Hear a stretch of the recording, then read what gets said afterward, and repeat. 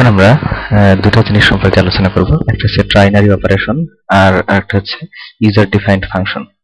তো প্রথমে আমরা ট্রাইনারি অপারেশনটা একটু বোঝার চেষ্টা করি। আমরা একটা কন্ডিশন চেক করে যদি কোনো কিছু এক্সিকিউট করতে হয় সেজন্য আমরা যেটা ইউজ করি সেটা হচ্ছে ইফ এলস স্টেটমেন্ট, সেটা if x greater than 5 then printf x is greater than 5 or else printf x is less than 5। তো এটাকে আমরা সংক্ষেপে যেটা লিখতে পারি সেটা হচ্ছে যে এটাকে বলা হয় ট্রাইনারি এক্সপ্রেশন। সেটা হচ্ছে এরকম যে প্রথমে কন্ডিশনটা থাকবে, তারপর একটা কোশ্চেন মার্ক থাকবে, তারপর ট্রু হলে যে এক্সপ্রেশনটা এক্সিকিউট করতে হবে সেটা এখানে থাকবে, তারপর একটা কোলন থাকবে, তারপরে থাকবে সে ফলস হলে যে এক্সপ্রেশনটাকে এক্সিকিউট করতে হবে সেটা। সো উপরের এই ইফ এলস যে স্টেটমেন্টটা এটাকে আমরা এভাবে লিখতে পারি যে x গ্রেটার দ্যান 5, এটা হচ্ছে আমাদের সেই কন্ডিশনটা।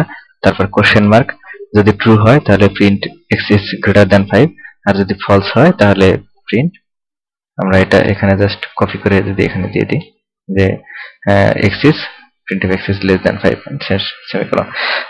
এটা আমরা দেখি যে প্রথমে হচ্ছে কন্ডিশনটা, তারপর হচ্ছে কোশ্চেন মার্ক, তারপর এক্সপ্রেশন ট্রু, তারপর কোলন, তারপর হচ্ছে এক্সপ্রেশন ফলস, এন্ড দেন শেষ সেমিকোলন। এটা তো থাকবেই।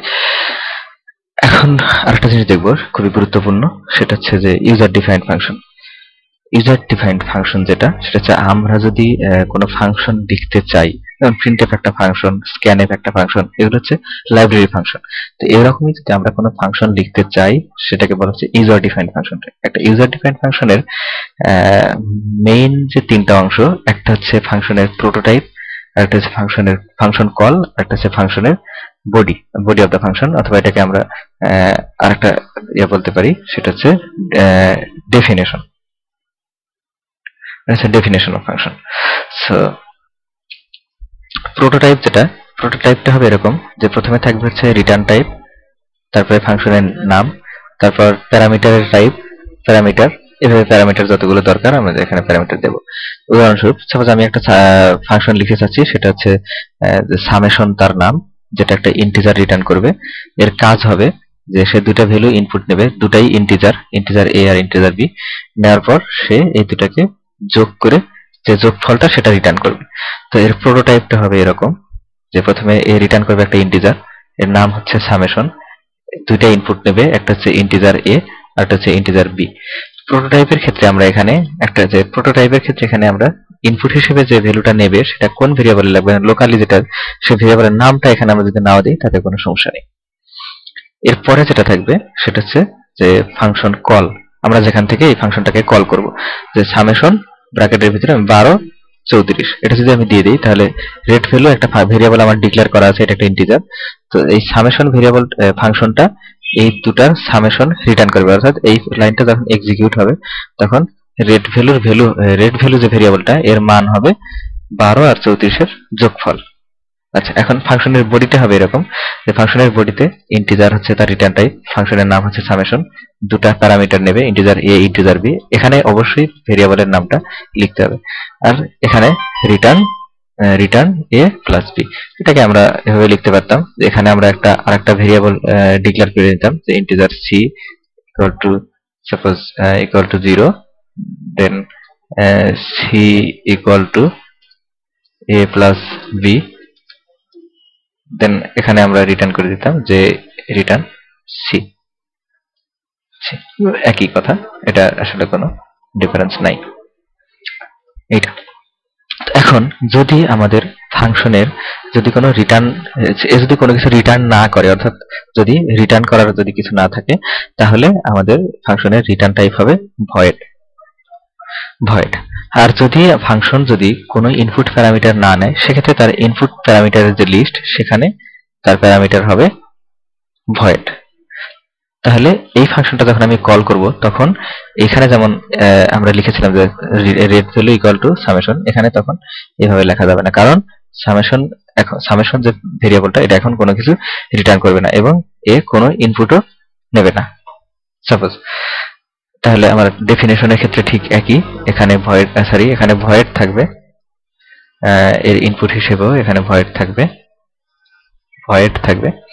আর কোনো কিছু রিটার্ন করবে না। সাপোজ আমি এখানে জাস্ট একটা জিনিস প্রিন্ট করব, যে একটা প্রিন্টএফ ফাংশন দিলাম যে this is a void function.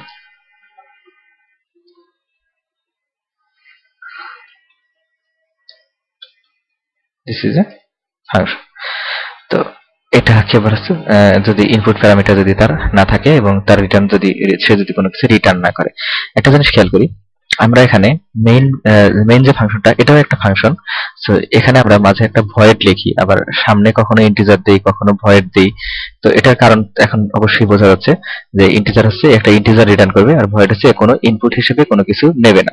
So এখানে যদি আমি ইন্টিজার যদি রিটার্ন টাইপ দেই, তাহলে অবশ্যই আমার প্রোগ্রামের শেষে কোনো এক জায়গায় রিটার্ন সামথিং রিটার্ন করতে হবে। আমি 0 রিটার্ন করি, 7 রিটার্ন করি, যা কিছু রিটার্ন করি, জাস্ট রিটার্ন একটা স্টেটমেন্ট থাকতে হবে। আর যদি আমি এখানে ভয়েড লিখি, এটা একটা ভয়েড ফাংশন, তাহলে এখানে আমার এই লাইনটার কোনো প্রয়োজন হবে না। এখন ধরা যাক যে আমি এখানে আচ্ছা রিটার্ন দিলাম। এখন যদি আমি এখানে কোনো কিছু না দিই, তাহলে যেটা যে কোনো এরর হবে না, বাট একটা ওয়ার্নিং দেবে যে মেইন ফাংশন এর ইনপুট প্যারামিটার নাই। সো আমরা এখানে ভয়েড লিখে দেব। অথবা এখানে যদি আমি ভয়েড না লিখে দেই, সাপোজ এখানে যদি আমি কোনো কিছু না লিখে দেই, শুধু মেইন যদি লিখি, এবং ফাইনালি এখানে যদি আমি কোনো কিছু রিটার্ন না করি, সাপোজ এটাতেও কোনো এরর হবে না, বাট একটা ওয়ার্নিং তৈরি হবে। এখন আমাদের আগের যে প্রোগ্রামটা ছিল, সেই প্রোগ্রামটাকে এখন আমরা ইউজার ডিফাইন্ড ফাংশন দিয়ে মডিফাই করব। তো ফাংশনের বডি যেটা, ফাংশনের প্রোটোটাইপ যেটা, সেটা অবশ্যই ফাংশন কল হওয়ার আগে লিখতে হবে। সো ফাংশন কল যেহেতু আমার মেইন ফাংশনের ভিতরে হবে, সো মেইন ফাংশনের আগেই আমরা ফাংশনের প্রোটোটাইপটা লিখে দেবো। আমাদের ফাংশনের প্রোটোটাইপ, সাপোজ আমি একটা ফাংশন নেব, সেটা হচ্ছে কোনো কিছু রিটার্ন করবে না, ভয়েড। আমরা দুটো ফাংশন লিখবো। একটা ফাংশন হচ্ছে আপ টু ডাউন, এটাও ইনপুট হিসেবে কোনো কিছু নেবে না, ভয়েড। আর একটা ফাংশন লিখবো, সেটা হচ্ছে ডাউন টু আপ, এটাও ভয়েড, কোনো ইনপুট হিসেবে কোনো কিছু নেবে না। এখন আমরা যেটা করব সেটা হচ্ছে ইফ এর ভিতরে আমি যে লুপটা আমি এখানে লিখেছি, এই লুপটা আমি এখানে লিখবো না, লিখে আমি এখানে ফাংশনটা কল করে দেব। এখানে কি ফাংশন কল করব, যে আপ টু ডাউন এই ফাংশনটা কল করে দেব। এখন আমরা যেটা করব, যে আপ টু ডাউন যেহেতু আমি এখান থেকে কল করে দিলাম, এটা হচ্ছে আমার ফাংশনের প্রোটোটাইপ, আর এটা হচ্ছে আমার ফাংশন কল। আর মেইনের বাইরে আমরা যেটা করব সেটা হচ্ছে আমাদের ফাংশনের বডিটা থাকবে এখানে, function up to down void, এখানে আমার ফাংশনের বডিটা। এখন একটা জিনিস খেয়াল করি, এখানে আমার ফাংশনের বডিটা থাকবে। এখন একটা জিনিস দেখি, যে এই যে আমি লুপ কাউন্টার যেটা ব্যবহার করছি, এই লুপ কাউন্টারটা কিন্তু এখানে ডিক্লেয়ার করা নেই। সো আমাকে এইখানে এসে এই লুপ কাউন্টারটা ডিক্লেয়ার করতে হবে। সো লুপ কাউন্টারটা অবশ্যই এখানে আমরা ডিক্লেয়ার করে দেব। এখন দেখি, এটা একইভাবে আমরা এখানে এই অংশটুকু আমরা এখানে ফাংশনের ভিতরে লিখবো না, এখানে জাস্ট আমরা ফাংশনটাকে কল করে দেব, যে ডাউন টু আপ, এই ফাংশনটা এখানে কল করে দেব। আর ফাংশনের বডিটা আমরা এখানে void down to up void, এখানে আমরা বডিটা লিখে দেব।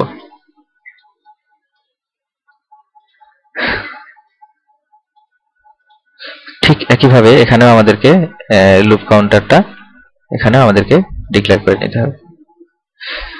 এখন তাহলে যেটা হলো সেটা হচ্ছে আমার মেইন প্রোগ্রামটা এখন আমাকে এখন যেহেতু আমি লুপ কাউন্টার এই মেইনে আর কোথাও ইউজ করছি না, সো লুপ কাউন্টার এখানে আমার আর দরকার নেই। একটা জিনিস খেয়াল করি, যে মেইন ফাংশনটা এখন আমার বুঝতে সুবিধা হলো, যে মেইন ফাংশনে ঢুকবে, একটা ডামি ভেরিয়েবল ডিক্লেয়ার হলো, তারপর ডিডিআর কে এফএফ করলো, এটাকে ইনপুট হিসেবে কনফিগার করলো, তারপর ডামির ভিতরে আমি ইনপুট ভ্যালুটা নিলাম, নিয়ে ডামিটা চেক করলাম, যে যদি ডামি ট্রু হয় তাহলে আপ টু ডাউন আর যদি ডামি ফলস হয় তাহলে ডাউন টু আপ। আমার প্রোগ্রামটা বুঝতে সুবিধা হলো, এটার জন্য আমরা এখানে করলাম। এখন যখন আপ টু ডাউন কল হবে তখন আমার এই অংশটা এক্সিকিউট হবে, যখন ডাউন টু আপ কল হবে তখন আমার এই পরের অংশটা এক্সিকিউট হবে। এখন এখন আমরা যেটা করব সেটা হচ্ছে এইখানে এই প্রোগ্রামটাকে আরো সুন্দর করব। আরো সুন্দর যেটা আমরা করতে পারি সেটা হচ্ছে যে এখানে আমরা একটা ট্রাইনারি এক্সপ্রেশন আমরা এখানে ব্যবহার করব। সেটা কিভাবে? সেটা হচ্ছে এইভাবে যে আমরা এই যে ইফ এলস যে স্টেটমেন্টটা, এই ইফ এলস স্টেটমেন্টটাকে আমরা একটা ট্রাইনারি এক্সপ্রেশনের মাধ্যমে যেভাবে লিখতে পারি সেটা হচ্ছে যে প্রথমে আমাদেরকে লিখতে হবে হচ্ছে কন্ডিশন, যে ডামি ডামি ডামি যদি ট্রু হয় তাহলে ট্রু এক্সপ্রেশন হচ্ছে আপ টু ডাউন এই ফাংশনটা কল হবে, আর যদি ফলস হয় তাহলে ডাউন টু আপ। এটা এটা হচ্ছে আমাদের এক্সপ্রেশন। সো আমাদের এই অংশটুকু আর দরকার নেই। এখন একটা জিনিস খেয়াল করি, আমার মেইন যে প্রোগ্রামটা এটা এখন বুঝতে কতটা সুবিধা হচ্ছে, অনেক ইজি হয়ে গেল আমার প্রোগ্রামটা। শুধু আমি দুটা ইউজার ডিফাইন্ড ফাংশন ব্যবহার করার ফলে আমার মেইন প্রোগ্রামটা ইজি হয়ে গেল। এখন আমরা প্রোগ্রামটা একটু কম্পাইল করে দেখি যে আমাদের আউটপুটটা ঠিক আসছে কিনা।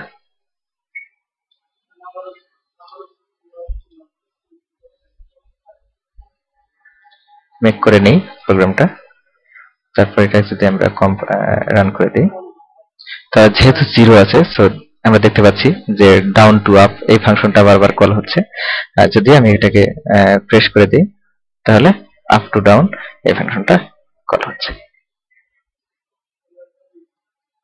এখানে আমরা আজকে যেটা নতুন দুটো শিখলাম, একটা হচ্ছে ট্রাইনারি এক্সপ্রেশন যেটা এটা, আর একটা হচ্ছে ইউজার ডিফাইন্ড ফাংশন।